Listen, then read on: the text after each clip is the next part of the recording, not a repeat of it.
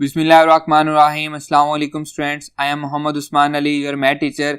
Students, आज के इस लेक्चर में हम एक्सरसाइज 2.2 के कुछ क्वेश्चंस को सॉल्व करेंगे। आइए स्टार्ट करते हैं।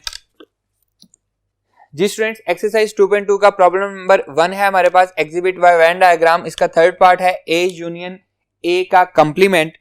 स्टूडेंट सेम उसी तरह से हम इसकी वेन डायग्राम बनाएंगे, लेकिन ये क्योंकि दो पार्ट में क्वेश्चन सॉल्व होगा तो मैं आपको रिकमेंड करूंगा कि आप एक वेन डायग्राम में सॉल्व करने की बजाय इसको आप अलग अलग वेन डायग्राम्स बना लें इसकी। यहाँ पे देखें स्टूडेंट्स, ये सबसे पहले हमारे पास क्या है, यूनिवर्सल सेट है ए। इसके अंदर कोई भी एक सेट है, ये हमारे पास सेट ए है, ए सेट है। अब हमने क्या करना है, सबसे पहले मैं इस पे शो कर रहा हूं ए का कंप्लीमेंट। ए का कंप्लीमेंट एक्चुअली किसके इक्वल होता है, u माइनस ए। और डिफरेंस को हम ऑलरेडी पढ़ चुके हैं प्रीवियस लेक्चर्स में कि डिफरेंस कैसे लेते हैं। पहले वाले सेट में से सेकंड वाले सेट का जो कॉमन एरिया होता है उसको माइनस कर देते हैं और पहले वाले सेट में जो बच जाता है वो लिखते हैं। तो u यहाँ पे फर्स्ट वाला सेट है, a सेकंड वाला सेट है, तो हमारे पास एरिया कौन सा बचेगा, हमारे पास ये वाला एरिया बच जाएगा u माइनस ए से। u में से जो एरिया बाकी बच गया, क्योंकि a जो है वो कॉमन है, a सबसेट है u का, इसलिए वो इसमें से सारे का सारा क्या हो जाएगा, सबट्रैक्ट हो जाएगा और हमारे पास ये वाला एरिया बच जाएगा। Clear students? तो मैं अब यहाँ पे ए कंप्लीमेंट को शेड कर रहा हूं।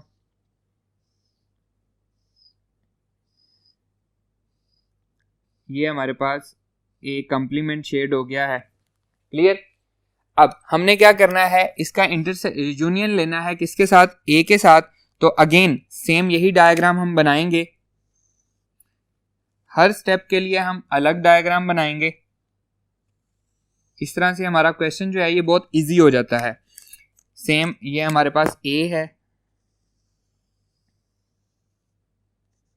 ये ए है, ये हमारे पास क्या है, u गिवन दिया गया है। अब स्टूडेंट्स हमने क्या लेना है, ए का यूनियन लेना है ए कंप्लीमेंट के साथ। ए कंप्लीमेंट कौन सा है, ये वाला। सबसे पहले मैं ए को शेड कर रहा हूं। देखें ये हमारे पास ए है, ये वाला जो एरिया है ये क्या है, ए है।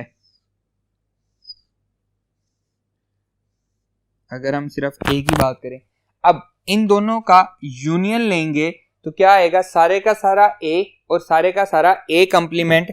ये भी शामिल हो गया, ये भी शामिल हो गया। तो एक्चुअली एरिया जो हमारा शेड होगा वो क्या होगा, पूरे का पूरा यूनिवर्सल सेट आएगा, क्योंकि ए यूनियन ए का कंप्लीमेंट जो होता है वो क्या होता है, यूनिवर्सल सेट होता है। Clear students? तो ये हमने जो शो किया है, ये किसको शो किया है, ये हमने ए यूनियन ए कंप्लीमेंट को शो किया है।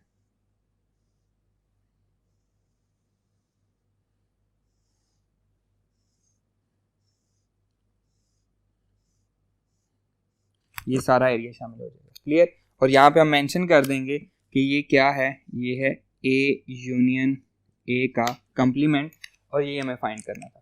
क्लियर स्टूडेंट्स, इस क्वेश्चन के part number 1, 2, 4, 5 and question number 2 सारे का सारा ये मैं प्रीवियस लेक्चर जो लेक्चर नंबर 2 है वेन डायग्राम वाला, उसमें ये सारे मैं आपके साथ डिस्कस कर चुका हूं। आपने उसको देख लेना है, वहां पे इसके सॉल्यूशंस आपको मिल जाएंगे। क्लियर? आइए हम मूव करते हैं नेक्स्ट प्रॉब्लम नंबर 3 की तरफ। जी स्टूडेंट्स, प्रॉब्लम नंबर 3 है, under what condition on A and B are the following statements are true. हमने ये बताना है कि ये जो हमारे पास स्टेटमेंट्स दी गई हैं ये किस किस कंडीशन में ट्रू हैं। देखें फर्स्ट वाली है A union B is equals to A. Students आपने इनको अज्यूम करना है, वेन डायग्राम भी हम पढ़ चुके हैं कि ए यूनियन बी ए के इक्वल कब आता है। प्रीवियस लेक्चर में हमने इसको पढ़ा भी है कि हमारे पास एक ओवरलैपिंग वाला केस था, हमारे पास एक डिसजॉइंट वाला केस था। एक था ए सबसेट बी है, दूसरा है बी सबसेट ए में। आप मुझे ये बताएं कि सबसे पहले ए यूनियन बी ए के इक्वल कब आएगा। यूनियन में सारे का सारा ए आता है, सारे का सारा बी आता है, एट द एंड रिजल्ट हमें सारा ए चाहिए। तो इसमें दो कंडीशंस हो सकती हैं। पहली कंडीशन ये हो सकती है कि बी जो है ये फाई सेट हो, एम्प्टी सेट हो, नल सेट हो ये हमारे पास, तो क्या आएगा, A union phi is equals to A. Clear? Second condition क्या हो सकती है, सेकेंड कंडीशन ये हो सकती है कि बी जो है ये सबसेट हो ए का। ये हम प्रीवियस लेक्चर में पढ़ भी चुके हैं। ऐसे ही है कि अगर बी सबसेट ए का होगा तो एट द एंड आंसर जो आएगा यूनियन में जो शेडिंग एरिया होगा वो कौन सा होगा, ए वाला होगा, तो वो ए के ही इक्वल आएगा। क्लियर है। नेक्स्ट देखें इसका second part, A union B is equals to B. अब ए यूनियन बी बी के इक्वल कब आएगा, सेम उसी तरह से वही बातें हैं फर्स्ट वाली। अगर हमारे पास ए जो है ये एम्प्टी सेट हो जाए, फाई हो जाए, ठीक है, हम इसको करली ब्रैकेट से भी रिप्रेजेंट करते हैं फाई को। एंड सेकंड कंडीशन क्या होगी इसमें, जल्दी से बताएं। फर्स्ट कंडीशन में क्या था, ए जो बी जो था वो ए का सबसेट था, आंसर आ रहा था ए। अब आंसर हमें चाहिए बी, तो क्या होना चाहिए, ए को सबसेट होना चाहिए बी का। क्लियर है, इसकी वेन डायग्राम भी हम पढ़ चुके हैं। नेक्स्ट देखें, a minus five is equals to 5 कब आएगा जी, a minus five is equals to 5। तो अगर a में कोई भी एलिमेंट दिया गया है तो एम्प्टी सेट में से माइनस होके वो एलिमेंट तो आना ही आना है। तो इसका मतलब है a को क्या होना चाहिए, हमारे पास यहाँ पे क्या कंडीशन होगी, एक ही कंडीशन होगी, अगर a जो है ये खुद भी क्या है, एम्प्टी सेट है, 5 है, तो 5 माइनस 5 आएगा। अदरवाइज अगर a में एक भी एलिमेंट है तो आंसर 5 नहीं आएगा। क्लियर। नेक्स्ट फोर्थ वाला देखें, a intersection b is equals to b answer आ रहा है। इंटरसेक्शन वाला हमने पढ़ा है, उसको दोबारा से रिकॉल करें, सेकंड लेक्चर में हमने बात की थी वेन डायग्राम में। अब हम इंटरसेक्शन वाले 4 केसेस किए थे, overlapping, disjoint, a subset b and b subset a। तो आंसर जो है वो सारे का सारा b आ रहा है इंटरसेक्शन में। तो कौन सी कंडीशन यहाँ पे आती है, एक ही कंडीशन है, वो क्या है, when b is a subset of a। जब b a का सबसेट होगा तो आंसर क्या आएगा, a इंटरसेक्शन b के इक्वल आएगा। क्लियर। नेक्स्ट देखें, number of a union b is equals to number of a plus number of b। Students कल हमने हर डायग्राम के साथ, प्रीवियस लेक्चर में हमने हर डायग्राम के साथ उसकी कार्डिनलिटी को भी डिस्कस किया था। तो मुझे बताएं number of a union b is equals to number of a plus number of b कब आया था, जल्दी से बताएं। Very good, when a and b are disjoint sets. तो यहाँ पे हमारे पास आंसर आया था, ये हमारी कंडीशन है, when a and b are disjoint sets।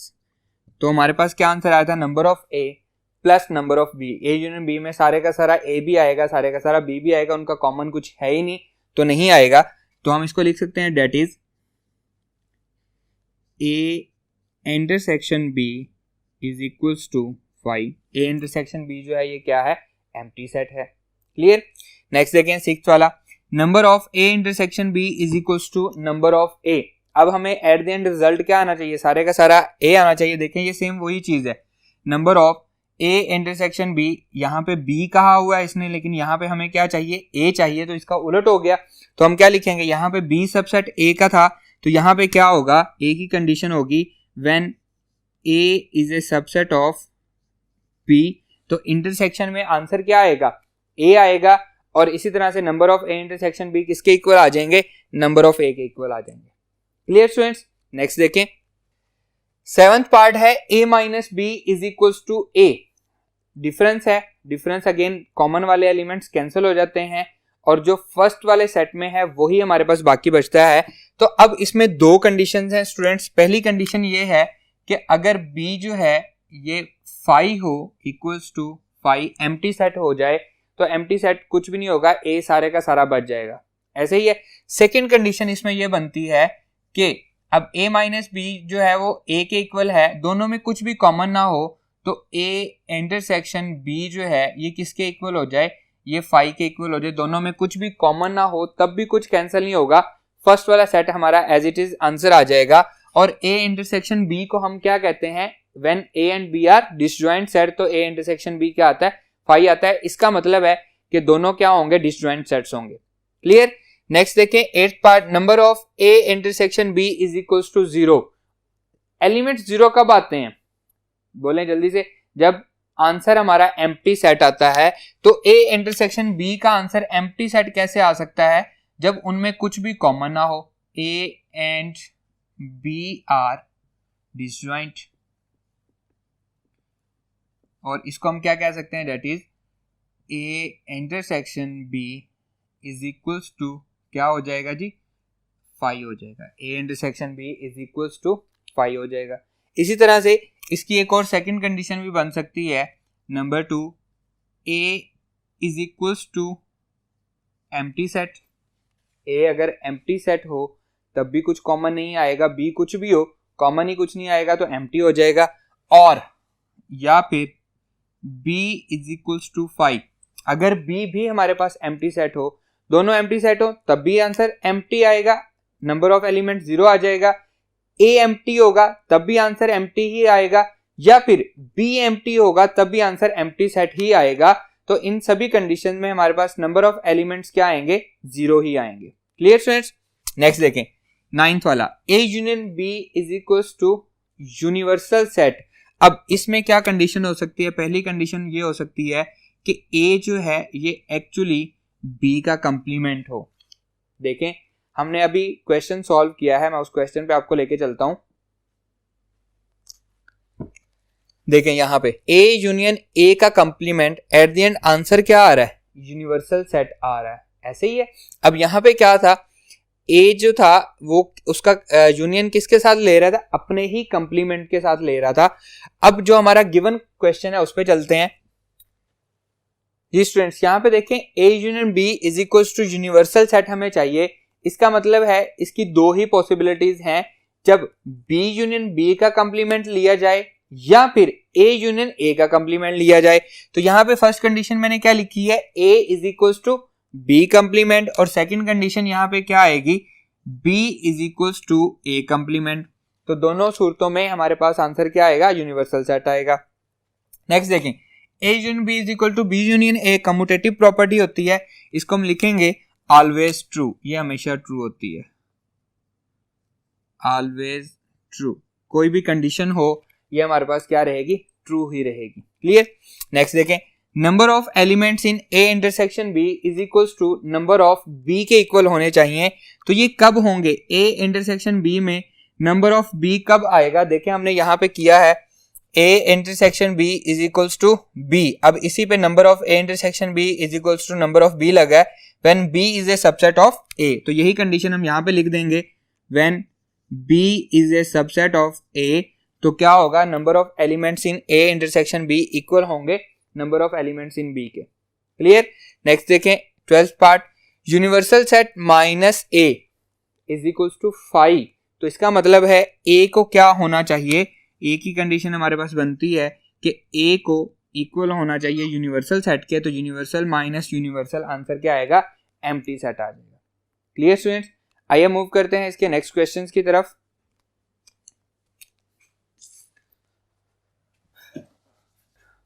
Ji students, next problem है problem number 5, using the Venn diagrams if necessary. अगर हमें जरूरत पड़े तो हमने इसको यूज करना है। Find the single set equal to the following.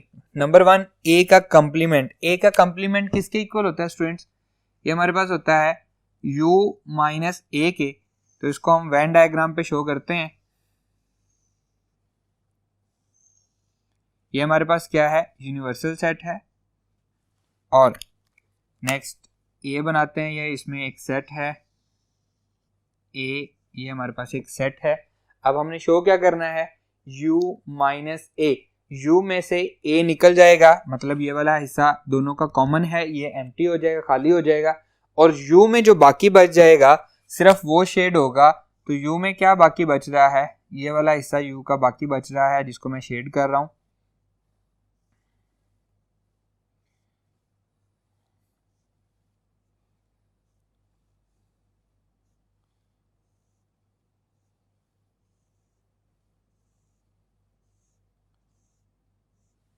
Clear? ये हमारे पास क्या बन गया है, U माइनस A बन गया है। नेक्स्ट देखें A इंटरसेक्शन यूनिवर्सल सेट। तो A इंटरसेक्शन यूनिवर्सल सेट किसके इक्वल आएगा, A के इक्वल आएगा, क्योंकि दोनों में जो कॉमन है वो क्या है, A कॉमन है। इसको भी हम वेन डायग्राम से शो कर सकते हैं। इसकी मैं वेन डायग्राम बना रहा हूं। ये हमारे पास क्या है, यूनिवर्सल सेट है। नेक्स्ट हम बना रहे हैं इसमें A ये हमारे पास आ गया ए। अब दोनों का हमने क्या लेना है, कॉमन पॉइंट लेना है, तो वो किसके इक्वल आ रहा है, ए के इक्वल आ रहा है, तो हम ए को शेड कर देंगे। ये एरिया हम ए का सारा शेड कर देंगे, तो ए इंटरसेक्शन यूनिवर्सल सेट किसके इक्वल आया, ए के इक्वल आया। क्लियर। नेक्स्ट पार्ट देखें, A union universal set, union में ये किसके इक्वल आएगा जी, यूनिवर्सल सेट के ही इक्वल आएगा। इसको भी हम वेन डायग्राम में शो कर सकते हैं। ये हमारे पास क्या है, यूनिवर्सल सेट है, और ये हमारे पास क्या है, इसके अंदर इसका सबसेट है ए। अब जब यूनियन की बात आती है तो सारे का सारा ए और सारे का सारा यूनिवर्सल सेट, तो कौन सा हिस्सा शेड होगा, पूरे का पूरा यूनिवर्सल सेट शेड हो जाएगा। तो हम पूरे यूनिवर्सल सेट को शेड कर देते हैं, उसमें ए भी कंटेन करेगा।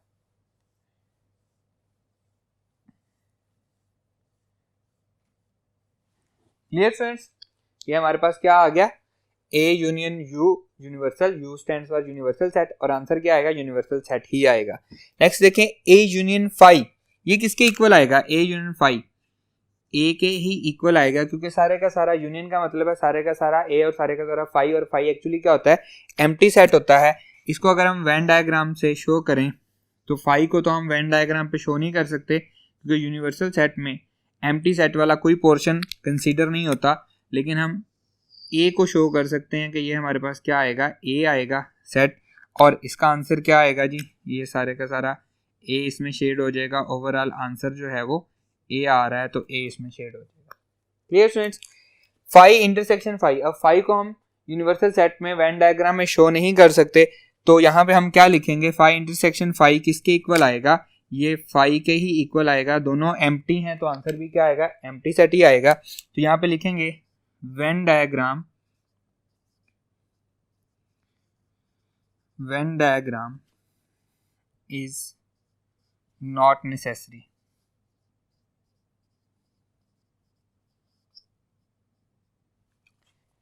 जी स्टूडेंट्स, क्लियर हो गया आपको। आइए मूव करते हैं हम नेक्स्ट प्रॉब्लम की तरफ।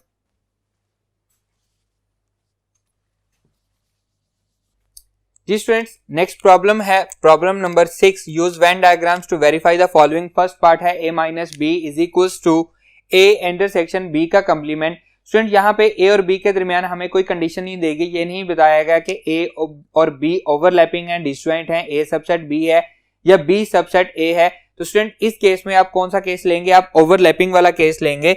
और मैंने आपको पहले भी बताया है कि इस तरह के क्वेश्चन को सॉल्व करने के लिए हम अलग अलग डायग्राम्स बनाएंगे, हर स्टेप के लिए हम एक अलग वेन डायग्राम बनाएंगे। देखें ये हमारे पास क्या है, यूनिवर्सल सेट है U। अब हमें क्या चाहिए, A और B, और केस हम कौन सा ले रहे हैं, ओवरलैपिंग वाला ले रहे हैं। तो ये हमारे पास हो जाएगा जी A एंड ये आ जाएगा हमारे पास B।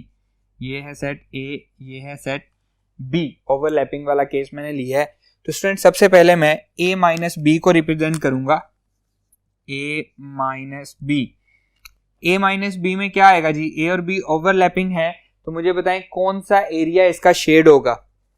क्विकली, जो कॉमन वाला एरिया है वो इसमें से क्या हो जाएगा, सब्ट्रैक्ट हो जाएगा, और फर्स्ट वाले सेट में जो एरिया बच जाएगा वो एरिया हमारा शेड हो जाएगा। हम इसको पहले भी पढ़ चुके हैं।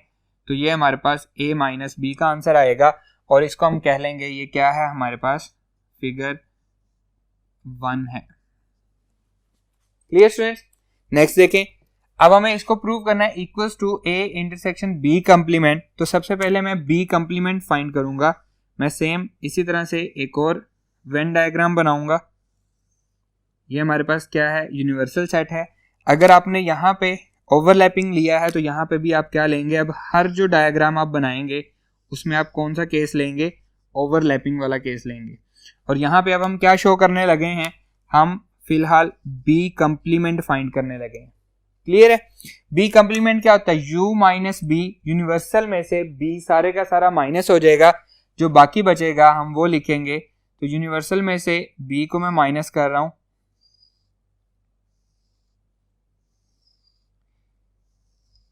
ये एरिया शेड हो जाएगा। B का कोई भी पार्ट शेड नहीं होगा, क्योंकि B सारे का सारा क्या हो जाएगा, उसमें से सब्ट्रैक्ट हो जाएगा। बी वाला कोई भी पार्ट इसमें शेड नहीं होगा। इसी तरह से यहाँ पे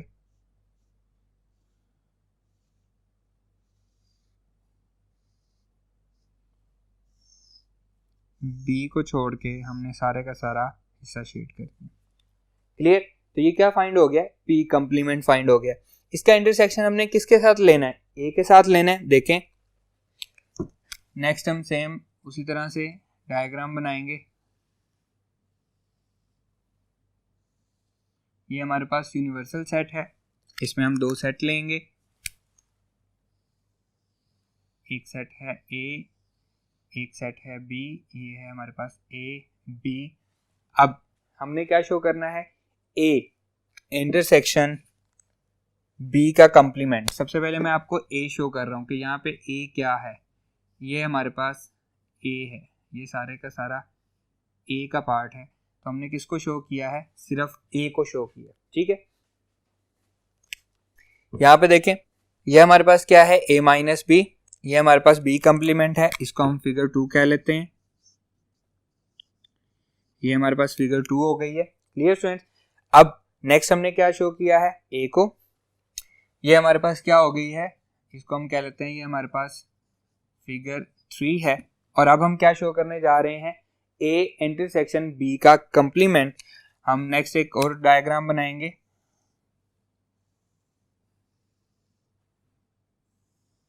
ये हमारे पास यूनिवर्सल सेट है और ए ओवरलैपिंग बी, ये ए हो गया, ये बी हो गया। और यहाँ पे हमने क्या शो करना है? ए इंटरसेक्शन बी का कंप्लीमेंट। तो यहाँ पे देखें, ये हमारे पास बी का कंप्लीमेंट है। ये सारा एरिया शेड हो रहा है बी को छोड़ के, और ये हमारे पास ए है। तो दोनों में कॉमन कौन सा आ रहा है? ये वाला हिस्सा दोनों में कॉमन नहीं है, क्योंकि यहाँ पे शेड है, यहाँ पे शेड नहीं है। तो ये वाला ए जो है, इतना हिस्सा ये दोनों में कॉमन आ रहा है। तो इस हिस्से को मैं भी शेड कर दूंगा कि इन दोनों में जो कॉमन एरिया शेडेड आ रहा है वो ये वाला है। क्लियर? इसको हम कह देंगे फिगर 4। फिगर 4। तो student, we can see clearly from figure 1 and figure 4 कि ये दोनों क्या है? इक्वल हैं। तो यहाँ पे हम लिखेंगे फ्रॉम फिगर 1 एंड फिगर 4 क्या है जी? ए माइनस बी इक्वल है ए इंटरसेक्शन बी के कंप्लीमेंट। Clear students? आइए इसका सेकंड पार्ट सॉल्व करते हैं।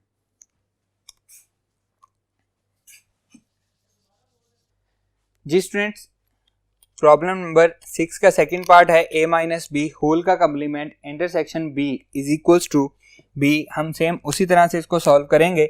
हर स्टेप की हम अलग अलग डायग्राम बनाएंगे।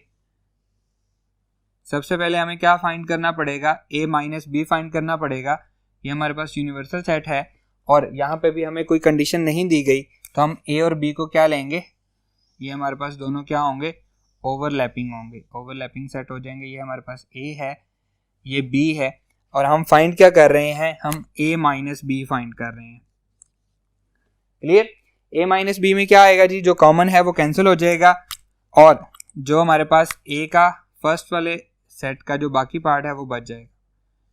ये हमारे पास बच जाएगा और कॉमन वाला कैंसिल हो जाएगा। ए क्योंकि फर्स्ट वाला सेट था तो वो बाकी बच गया, हमने उसको एरिया को शेड कर दिया। क्लियर? इसको हम कहेंगे, ये हमारे पास क्या है? फिगर 1। क्लियर? नेक्स्ट देखें, अब हम इसका कंप्लीमेंट लेंगे, ए माइनस बी होल का कंप्लीमेंट। तो अगेन हम एक और डायग्राम बनाते हैं। ये क्या है? हमारे पास यूनिवर्सल सेट है और ए एंड बी को हम क्या लेंगे? Overlapping. A and B are overlapping. और हमने फाइंड क्या करना है? अब हमने बनाना है ए माइनस बी होल का complement, that is equals to U minus A minus B, that is equals to U minus A minus B. अब ए माइनस बी हम ऑलरेडी फाइंड कर चुके हैं, इसको हम यू में से निकाल देंगे, मतलब यूनिवर्सल सेट में से निकाल देंगे। इतना पोर्शन निकाल के हम बाकी शेड कर देंगे, तो ये आंसर आएगा जो पोर्शन है वो हमारे पास आंसर नहीं आएगा, ऊपर जो दिया गया है बाकी सारे का सारा इसका पार्ट होगा।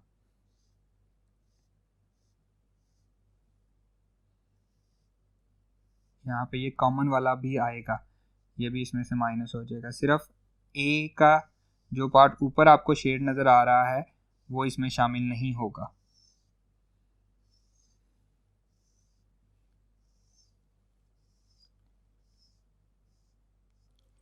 Clear friends? अब हमने इसका इंटरसेक्शन किसके साथ लेना है? बी के साथ। इसको हम कह लेते हैं, ये क्या है हमारे पास? फिगर 2 है। नेक्स्ट हम बी को निकालते हैं, बी बनाते हैं सेम उसी तरह से यूनिवर्सल सेट। ये हमारे पास यूनिवर्सल सेट है। ए ओवरलैपिंग बी। अब यहाँ पे सिर्फ मैं किसको शो कर रहा हूँ? मैं बी को शो कर रहा हूँ, तो ये मेरे पास बी है। क्लियर? और इसको मैं कहता हूँ फिगर 3। Clear friends? नेक्स्ट देखें, अब इसका इंटरसेक्शन हमने किसके साथ लेना है? इसके साथ लेना है a माइनस बी होल का कंप्लीमेंट। तो यहाँ पे अगेन हम डायग्राम बनाएंगे, वेन डायग्राम। ये हमारे पास क्या है? यूनिवर्सल सेट है।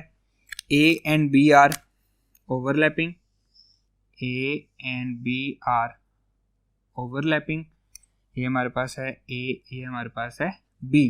और हमने फाइंड क्या करना है? हमने करना है a माइनस बी होल का कंप्लीमेंट इंटरसेक्शन b।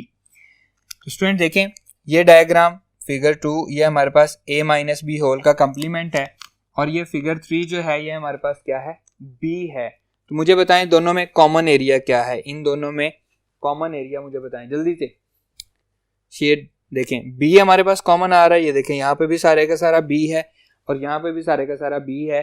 तो b हमारे पास कॉमन आ रहा है, तो इसको मैं हाईलाइट कर दूंगा। ये हमारे पास कॉमन आ रहा है। तो देखें ये अगेन अब जो आंसर आया है ये किसके इक्वल है?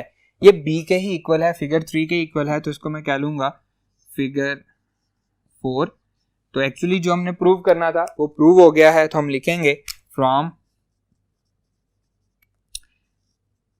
Figure 3 and figure 4 a minus B whole complement intersection b is equals to किसके आ रहा है? b के। आज का हमारा लेक्चर यहीं पे खत्म होता है। इंशाल्लाह नेक्स्ट लेक्चर में आपसे मुलाकात होगी। अल्लाह हाफिज।